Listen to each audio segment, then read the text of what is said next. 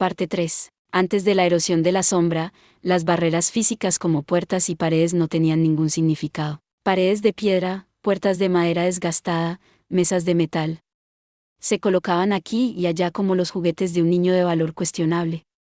Se tiñeron en la sombra, junto con el tiempo y el pensamiento que había ido en la acumulación de ellos. Bien. Realmente no tengo suerte.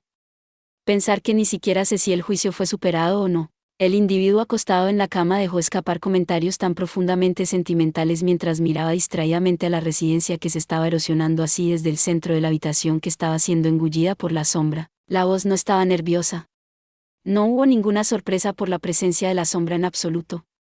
Simplemente se sentía hueca, con un aire de resignación. Holgazanería y resignación, estas eran las emociones que persistían en los ojos de diferente color del individuo.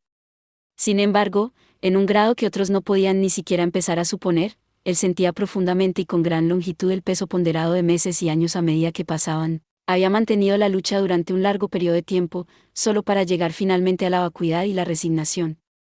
Así es exactamente como se sentía. Lady Emilia fue a desafiar el juicio, y tú vas a salvarla.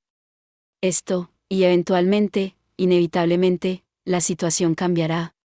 Pero parece que no soy yo quien lo verá. Suspirando, el individuo se sentó lentamente y luego se movió suavemente de la cama al suelo. El suelo de la habitación ya había sido engullido por la sombra, y esa erosión comenzó a llegar a sus pies también. La sombra era despiadada, agarrándose de sus delgados tobillos. Se retorcía mientras subía más y más alto, borrando su existencia. Tuvo que haber habido dolor acompañando a la erosión de la sombra.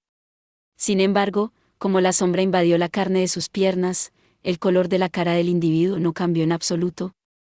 No, su cara estaba oculta bajo un maquillaje blanco. Por lo tanto, su expresión nunca flaquearía. Tal vez esa fuerza mental era maravillosa.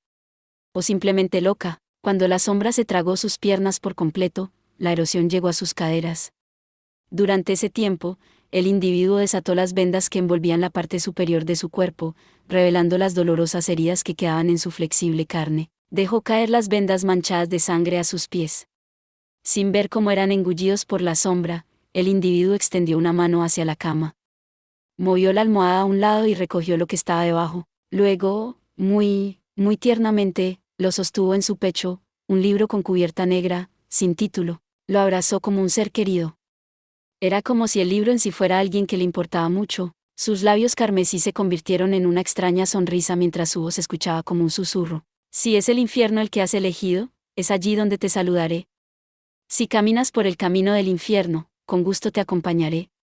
Si es en el infierno donde vives, entonces es ese infierno el que deseo. Su susurro no llegó a nadie, era simplemente un acto infructuoso y sin sentido para matar el tiempo, un soliloquio que sería eternamente inaudito, pero continuó con esas palabras solitarias, esa farsa solitaria, mientras se aferraba con fuerza al libro. En un lugar al que nadie podía llegar, con una voz que no podía llegar a nadie, con solo él mismo alrededor para escuchar, declaró: la próxima vez, no cometas errores. Sí, Subaru Natsuki. Fue entonces, finalmente, que la sonrisa fue consumida por la sombra.